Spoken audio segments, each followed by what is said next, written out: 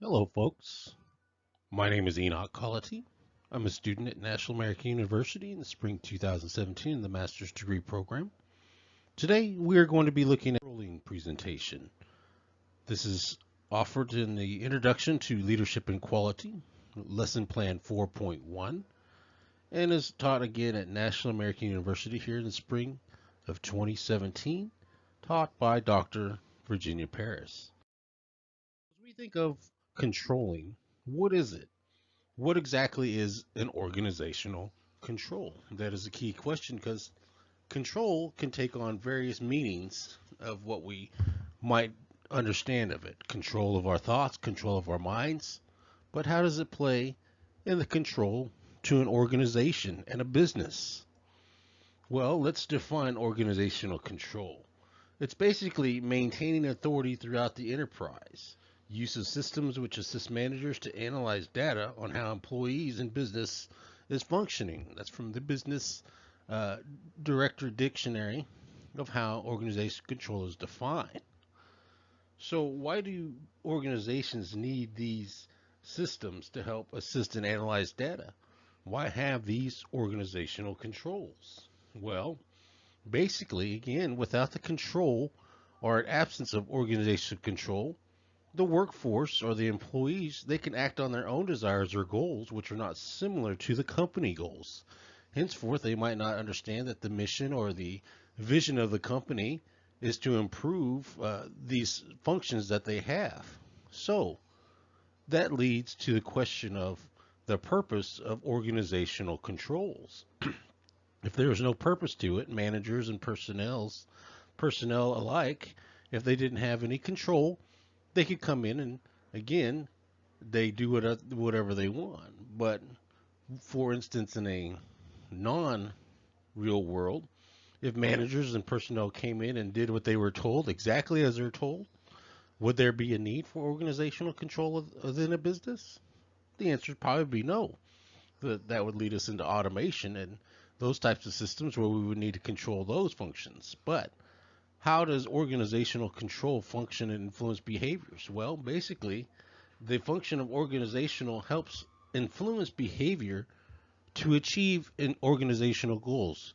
Again, as we're looking back at that first statement there, if managers and personnel did what they were told, there wouldn't be no need. But with every organization, there's control mechanisms to get to where they would like to be for the business in growth and revenue and marketing and situations like that. So that's why to influence behavior and achieve these organizational goals that they have, we need to understand that goals may not be clearly identified when you first start a job. Or the people who are just hired within a new organization, they might not gather all the data or information that they've been taught in training classes and everything. That's why organizational control is key. Again, we look back to the definition of maintaining authority or using systems to analyze how employees and businesses are functioning. That's why organizational controls are needed within each and every institution. So, what types of organizational controls are there? There are three that we learned in our lessons, the types of organizational controls. The first one being a balanced scorecard. Now, this was actually developed by Dr. Robert Kaplan and David Norton. They used four different systems of scoring within the organization, being financial, the customer, the internal functions of the business, and the innovation and learning of its employees and personnel. Now, in the balanced scorecard, it does help managers look at future forecasting, whereas before this system came about, they looked at past forecasting and performances. So this has a future oriented vision for organizational control. The next is open book management. We're going to learn a little bit more about this, but basically, open book management allows employees to be involved in acting like a business owner or the business person, as well as focusing on the business and helping it to make money, which is the key of a business, just to make money and sustain growth. And then there's total quality management. It is a way of infusing quality to every part of the organization through continuous improvement. This focusing is on teamwork or Kaizen, increasing customer satisfaction and cost reduction. Now, total quality management, most might understand or know this came from Toyota in Japan, where they use this in continuous improvement of their factory working on the lines of making uh, Toyota vehicles. So that's what total quality management. So we're going to look a little bit closer at open book management. Basically, what is open book management?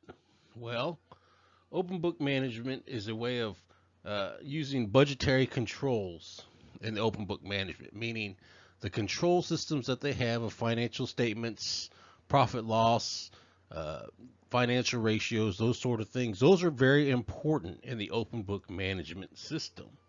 These statements, as we brought out, income statements, cash flow statements, and balance sheet, they're critical in the open book management. But why is that? Well, for one, it allows the employees, the personnel, and management to see what is going on with the organization at the time that these are shown. It also allows them to see, employees to see the reasonings of the decisions which are made by upper management, which is very important. Again, with the open book management, this allows personnel and managers to be on the same page of the organization to get to where they need to be.